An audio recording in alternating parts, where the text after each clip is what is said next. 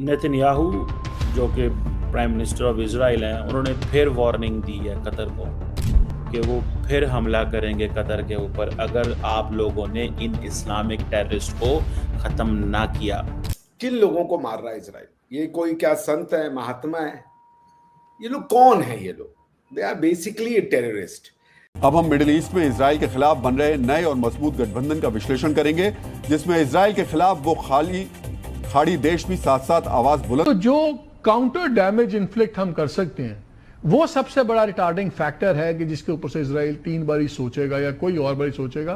Because at the end of the day Iran तो कोशिश कर रहा था ना, हम तो न्यूक्लियर हैं। किस तरीके से जो ग्रेट पावर्स हैं वर्ल्ड के, जो सुपर पावर्स हैं वर्ल्ड के, किस तरीके से गेम खेलते हैं देशों के धीरे धीरे धीरे इनको कमजोर करने के लिए। लेकिन मिस्र ने पिछले 2 हफ्तों से जो हमास की लीडरशिप थी उसको वार्न कर दिया था कि आपको खतरात हो सकते हैं बैरून मुल्क, अगर आप खुसूसन लबनान में मौजूद होंगे या तुर्की में आपको टारगेट किया जा सकता है। बट किसी को भी ये अंदाज़ा नहीं था कि कतर जैसे मुल्क को निशाना बना सकता है इसराइल, वो भी इतने धड़ल्ले से। उन्होंने कहा कि जैसे अमेरिका ने 9/11 के बाद पाकिस्तान में भी हमला किया था और उन्होंने उसामा बिन लादेन को एबटाबाद में कत्ल किया था, हिट किया था, हम भी हर मुल्क जाएंगे जहां जहां ऐसे दहशतगर्द जो छुपे हुए हैं और जो हमला करते हैं। आज पाकिस्तान के वज़ीर आज़म जो हैं वो कतर गए हैं और उनको कह रहे हैं कि भाई हम आपके साथ हैं। पाकिस्तान एक एक्स्ट्राऑर्डिनरी सेशन जो कि अरब लीग और इस OIC जो बुला रही है उसका को कन्वीनियर भी बनना चाहता है इन केस वो कहते हैं। तो अब ऑप्शंस क्या हैं? अमेरिका जो है वो तो उसने ये कहा है कि हम ये दोबारा ऐसे नहीं होगा, इट वोंट हैपन अगेन। ये उन्होंने कहा है हम दोबारा ऐसे नहीं होगा, हम माजरत चाहते हैं। अब इसका मतलब यही है ना कि क्या इजरायली गारंटी देते हैं कि हम ऐसे एक दिन अमेरिकी सदर कह रहा है ऐसा नहीं होगा, दूसरे दिन बेंजामिन नेतन्याहू कह रहा है मैं फिर मारूंगा तुम्हें।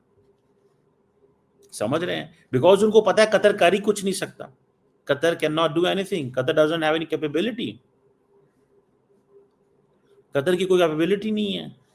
मुझे ये समझ नहीं आती, you know, I am unable to understand this frankly speaking,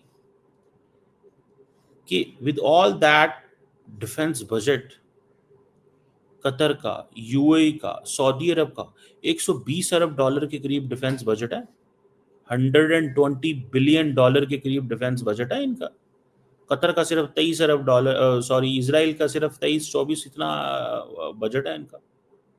and look वो किस तरह जब उनका दिल करता है, जिसको दिल करता है पूरे मिडल ईस्ट के अंदर मारते हैं और आगे से उठता भी नहीं, बात भी नहीं करता। कोई ये भी नहीं कहता कि हाँ भैया मैं इसका जवाब दूंगा।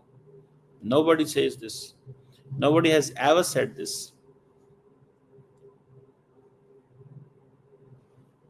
यहां से आप अंदाजा लगा लें, यहां से आप अंदाजा लगा लें वे थिंग्स स्टैंड, चीजें कहां पे खड़ी हुई हैं। ठीक है जी। तो ये आपने इस चीज को अगर समझें, थोड़ा स्टडी करें, तो आपको पता चल जाएगा कि इन्हां दी तो कोई गलबात ही नहीं है। नेतन्याहू जो है वो 9/11 का जिक्र कर रहे हैं, वो कह रहे हैं कि जैसे अमेरिका ने किया था हम भी वैसे ही करेंगे, हमें जहां कहीं पता लगा तो वहां जाकर जो है वो उड़ा दिया जाएगा, जैसे समझे अटैक कर दिया जाएगा।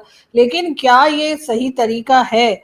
अगर आपको फॉर एग्जांपल पता है किसी का कि कोई यहाँ पर मौजूद है किसी कंट्री में, तो उधर की जो हेड ऑफ स्टेट है उनसे बात करने के बजाय खुद ही जाकर अटैक करना कहाँ तक ठीक है? देखिए, पाकिस्तान का मोडोस ऑपरेंडी और कतर का मोडोस ऑपरेंडी में कोई बहुत अंतर तो है नहीं।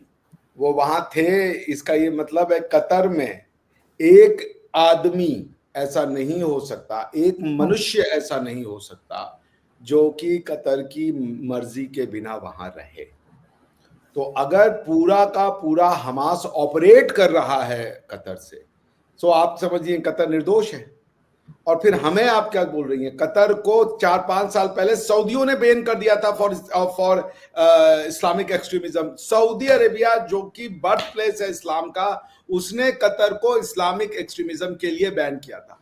जो पूरी दुनिया में इस्लाम का माउथ पीस है, अल जजीरा, वो कतर उसको चलाता है। TRT और अल जजीरा, एक तुर्की चलाता है, एक ये चलाता है। ये तीनों के तीनों जो हैं ये माउथ पीस है, बस ये कि यहाँ पे मुसलमान को मार दिया, वहाँ मुसलमान को मार दिया, मुसलमानों के साथ जाति हो रहा है, और किसी की जाति दिखाए ना दिखाए, इस्लामिक जाति ही इनको कि इंटरनेशनल रूल्स बेस्ड ऑर्डर अब खत्म हो रहा है, वो इरोड हो चुका है। जिन लोगों ने ये रूल्स बनाए थे उन्होंने ही ये रूल्स तोड़ने शुरू कर दिए, और अब मल्टीपोलर वर्ल्ड बनने जा रहा है। और ये जो सिंगुलर पोल था अमेरिका एंड द वेस्ट, वो अब खत्म होने जा रहा है। और अब इसीलिए वो लोग जो हैं वो ही अपने रूल्स जो उन्होंने बनाए थे उनको तोड़ रहे हैं। तो मैं आपको एग्जांपल देता हूँ कि ये रूल्स, सबसे इंपॉर्टेंट रूल यही था कि किसी मुल्क की सॉवरेंटी को वायलेट नहीं करते, यही रूल था। इसीलिए यूनाइटेड नेशंस भी बने, ये भी बना, वो भी बना, रूल्स बेस्ड ऑर्डर। रूल्स में ये था कि the sovereignty and territorial integrity हर नेशन की सैक्रोसैंक्ट है, सेक्रेड है। अच्छा, अब सिचुएशन बड़ी इंटरेस्टिंग है कि इजराइल तो कब से लड़ाई झगड़े कर रहा है मिडिल ईस्ट के अंदर, मगर आपने देखा कि रूल्स बेस्ड ऑर्डर कब से, स्पेशली वायलेशन ऑफ सॉवरेंटी, कब से टूट रही है, ये रूल कब से तोड़ना शुरू कर दिया है। बड़ी इंटरेस्टिंग है। नेतन्याहू ने आज क्या कहा। नेतन्याहू 9/11 की, ये आज 9/11 है ना, जी को मतलब है कि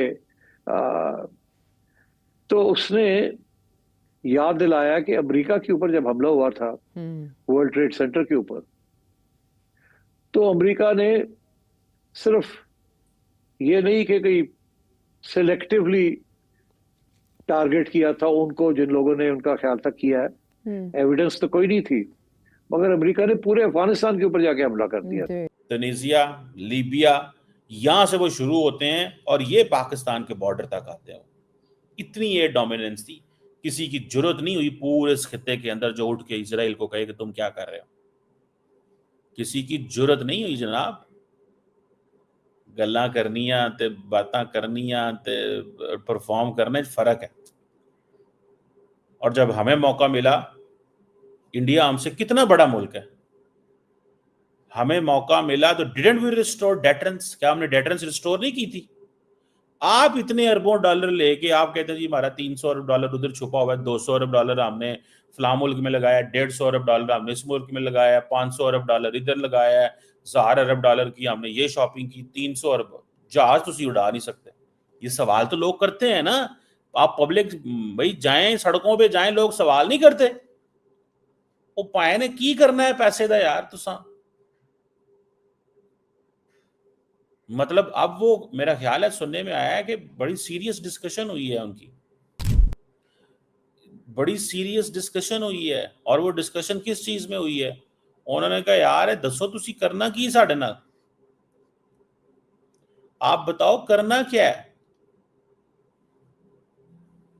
आप हमें ये बताओ। अच्छा, वहां से पता चलेगा भाई की करना है तो की नहीं करना।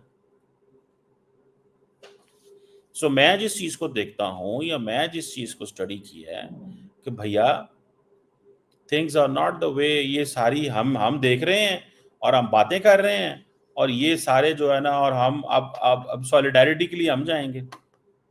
और कौन मुल्क आएगा सॉलिडारिटी के लिए? कतर आएगा, तुर्की आएगा, और कौन आएगा? ऐसे थोड़ा ही होता है भाई साहब, ऐसे थोड़ा ही होता है जैसे आप चाहते हैं, ऐसे थोड़ा होगा। लोग आपकी बात थोड़ी, अब वो कहता है मैंने फिर हमला करना है, जाओ जिसने जो करना है ना कर लो आप, मैं हमला करूंगा। क्या ऑप्शंस हैं? डिप्लोमेटिक ऑप्शंस हैं,